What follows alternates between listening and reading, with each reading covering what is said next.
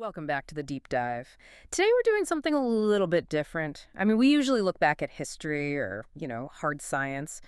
But today we're looking forward, staring right into the very near future, specifically 2026. And we're talking about a platform that I guarantee you've used probably in the last, 24 hours? Yeah, unless you've been living under a rock with absolutely no Wi-Fi. Exactly. We're talking about the behemoth of video, the king of content, YouTube. Mm-hmm. But we're not talking about viral challenges or cat videos today. We're looking at a specific report that landed on our desks, and honestly, it's a little unnerving. It really is. It's titled YouTube's AI Revolution, a masterclass in corporate doublespeak. That is a heavy title. It's aggressive. It is, but it's accurate to the tone of the source material. This isn't a press release, it's a critique.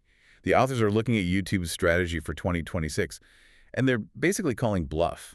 They're suggesting that the way the company talks about artificial intelligence, this, benevolent, helpful tool, is really just masking a much more chaotic reality. Right, and the core tension that this report gets at, and this is what we really need to unpack, is that YouTube seems to see AI as two things at the exact same time. It's the answer to everything, and it's the problem that might just break their entire platform. That is the paradox. The source uses this incredible metaphor right from the get-go. They ask, how can a platform be both the arsonist and the fire department? And that is our mission for this deep dive. We want to understand that. How can you start the fire and also sell the water? And if you're a creator or just, someone who watches YouTube, what does this actually mean for you in 2026? Well, to understand the fire, you have to look at the fuel. And they drop some numbers here that are, honestly, they're hard to wrap your head around. Yeah, okay, let's look at the numbers. This is data up to December 2025. What are we looking at? We are looking at over 1 million channels using YouTube's AI tools daily. Hold on, let me just pause there. 1 million channels. You're not saying 1 million videos uploaded, but 1 million distinct creators using these tools every single day. Correct. And the report frames this as 365 days of innovation. Mm. Basically, in just 1 year, the platform has integrated tools that let machines do what, human editors and writers spent decades learning. And they gave those tools to 1 million people. See, from a tech standpoint, that sounds amazing. Democratizing creation, right? That's always the pitch. That is the pitch. Ugh. But the source argues that when you scale it like this, it stops being a tool. It starts being a weapon. That's why they use that machine gun metaphor. They write, I'm quoting here, the sky's the limit when you give everyone a content-generating machine gun. It's a violent image. It is, but think about it. The difference between, say, a paintbrush and a machine gun. A paintbrush takes skill, it takes time, intent. A machine gun just sprays. You hold the trigger. The report is basically arguing these tools let creators spray content into the feed without the friction of, actual creation. And that leads to the risk. The report calls it potential for chaos. Is it really chaos, though, or is it just more stuff to watch? It's chaos in the ecosystem. The analysis in the source suggests that when you have 1 million channels churning out AI content daily, you're not just increasing the library. You are fundamentally changing the signal-to-noise ratio. You're flooding the zone so much that discovery, just finding something good, becomes a nightmare. Okay, so the floodwaters are rising, but then you have the official line. The report quotes Neil Mohan, he's the CEO of YouTube, and he sounds very calm, very reassuring. He says, quote, AI will remain a tool for expression, not a replacement. Which is what you have to say, right? You can't tell the creative community, hey, we built a robot to take your job, you'd have a riot. So you say, it's a co-pilot. It's a tool for expression, but our source material is not buying it. They have a whole section here called the translation. Oh. They take the CEO's words and they translate them into what they claim is the actual reality. And this is where that doublespeak in the title really comes from. Let's break that down. When the CEO says tool for expression, the report says this actually means AI video editing is going to replace time-consuming human work. Okay, but to play devil's advocate for a second, editing is hard. It's tedious.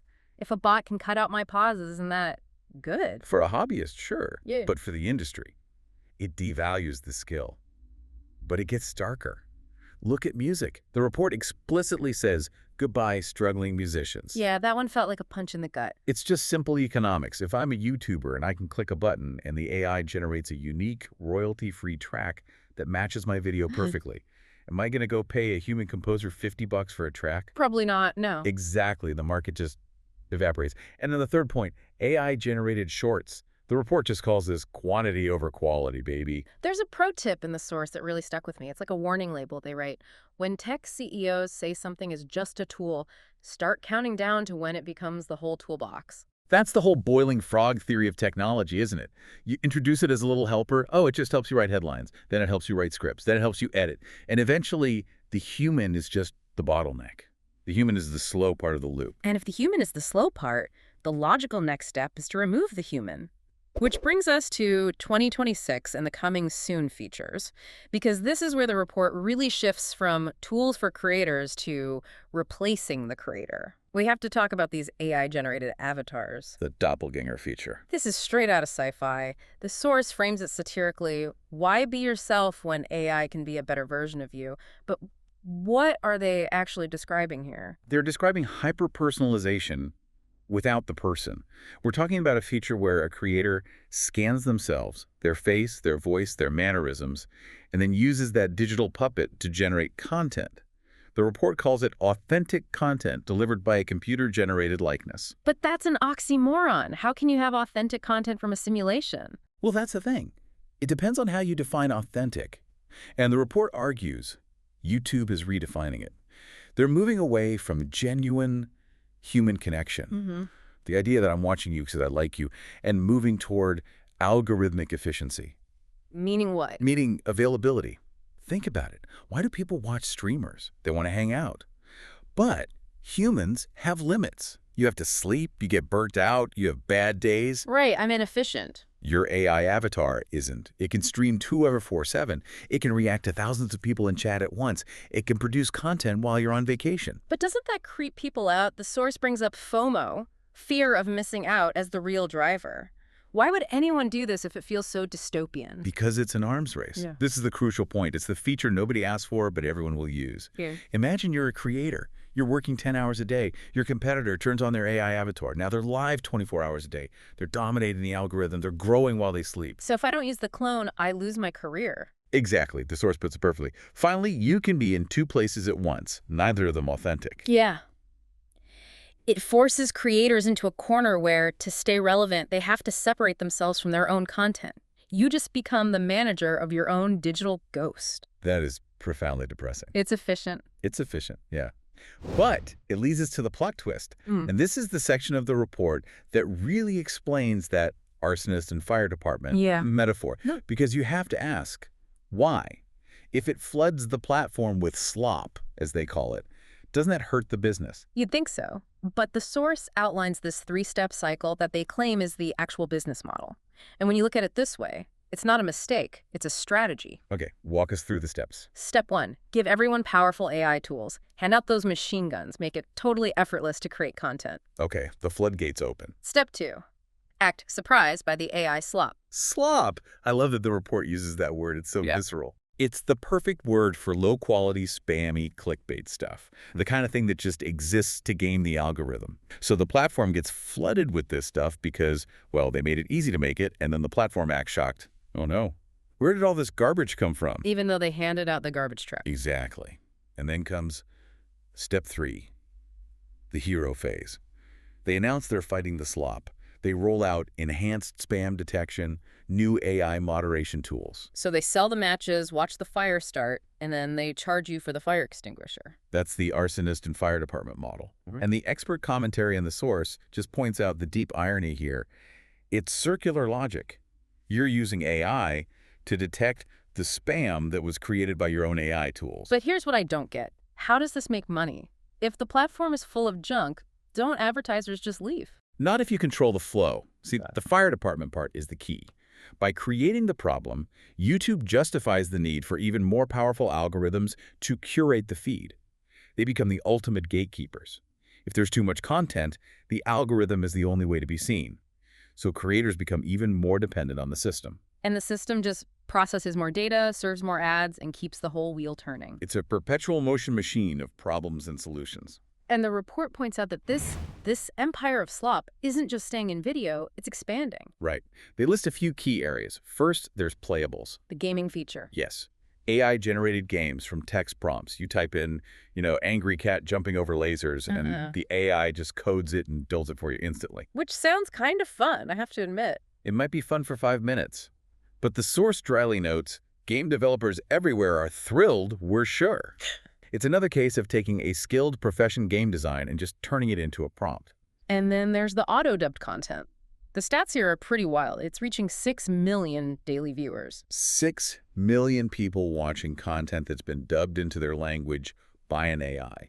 Now, on the surface, that looks great, breaking down language barriers, global village, all that good stuff. Does. But the expert commentary points out the trade-off. We're breaking the concept of authentic voice acting.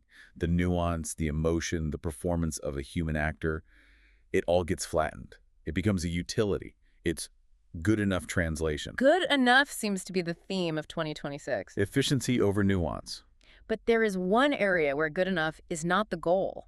The goal is profitable. We have to talk about the commercial angle, because this report suggests that YouTube is morphing. It's not just an entertainment hub anymore. It's becoming a shopping mall. An AI-powered shopping mall. Yeah. The YouTube shopping section shows the integration is moving incredibly fast. The stat that blew my mind was 100% AI integration for product tagging. Right, so imagine you're watching a video. The AI is scanning every single frame in real time. Yeah. It recognizes the sneakers the host is wearing. It recognizes the blender on the counter. It tags them all for sale. With no human input, the creator doesn't have to link to it. Nope, the AI does the work. And the report actually brings up a success story. This creator, Vineet Malhotra, they cite his millions in revenue. They do. They use him as the case study to prove that YouTube shopping plus AI yields his actual revenue. And look, it's true. For the top creators, this is a gold mine. It turned every single video into a storefront without them lifting a finger. But then the source brings out the irony meter. Of course. Because think about what we just discussed. In the plot twist section, we said YouTube is fighting spam and slop. But what is automated product tagging? It's sales spam. It's commercial clutter. But because it makes money for the platform, it's not slop, it's shopping. Yeah. The source argues the platform is just using AI to separate the unprofitable clutter from the profitable clutter. That is such a cynical take. But it's effective. The motivation, according to the source, is just to separate the viewer from their money with maximum algorithmic efficiency. If the AI can keep you watching, and the AI can automatically sell you stuff within what you're watching, the loop is closed. You never have to leave the app. It's a closed ecosystem. The content is made by AI, the dubbing is AI, the sales pitch is AI. Where's the human in all this? Well, the human is the one holding the credit card. Ouch. Okay, but to be fair, the report does zoom out. In the big picture section, they admit it's not all robots. There are humans fighting back. They do. They contrast the AI flood with these very human elements. They mention creators like Jesser and Kay Adams. What makes them different in this whole landscape? Authentic, live experiences. The report suggests that as the feed fills with AI polish and avatars, there's going to be a premium on things that feel messy and real. Live sports, live reactions, things you clearly can't fake. Because you can't fake a live fumble. Exactly. And they also mention Julian Shapiro-Barnum. The recess therapy guy. Right. He's building actual physical production facilities. He is doubling down on the physical world, on real interactions with real people. So the resistance is analog. In a way, yeah. The source acknowledges that culture still happens through humans, but they contrast these individual efforts with the massive corporate contradiction. They mention the billions of dollars being poured into these AI tools. And again, with that heavy sarcasm, the report says these tools will definitely not create more problems than they solve. Which brings us to the grand finale, the paradox. This is the summary of the entire situation for 2026. The promise is limitless creativity. Everyone is a creator. Which sounds great on a bumper sticker. But the problem is unlimited garbage content. If you remove the effort from creation, you remove the filter. And the mission. The mission is to empower creators while fighting the tsunami of low-quality content that those very same tools produced. It feels like they're running on a treadmill that they set to maximum speed and they just can't get off. And they're profiting from the electricity bill. So, as we wrap this up, the report leaves us with one final metaphor that I think just perfectly encapsulates this whole thing. They write, "It's not hypocrisy, it's strategic innovation. Welcome to the future, where we're simultaneously the arsonist and the fire department." It's a powerful image to leave on. And the takeaway the source gives on the CEO mindset is crucial for anyone listening. They say that when a tech giant talks about balancing innovation with responsibility, what that usually means is going full speed ahead with the innovation and dealing with the consequences much, much later. Move fast and break things, but now we're talking about breaking our entire information And ecosystem. our concept of what's real. Right. So here's the question we want to leave you with, inspired by that matches and fire extinguishers idea. If the same company is profiting from creating the problem, this flood of AI content, and also profiting from selling the solution to manage and monetize it, do they ever really have an incentive to fix the problem? Or is the problem actually the product? That's something to chew on the next time you see an avatar that looks just a little too perfect. Thanks for listening to the deep dive. We'll see you next time. See you then.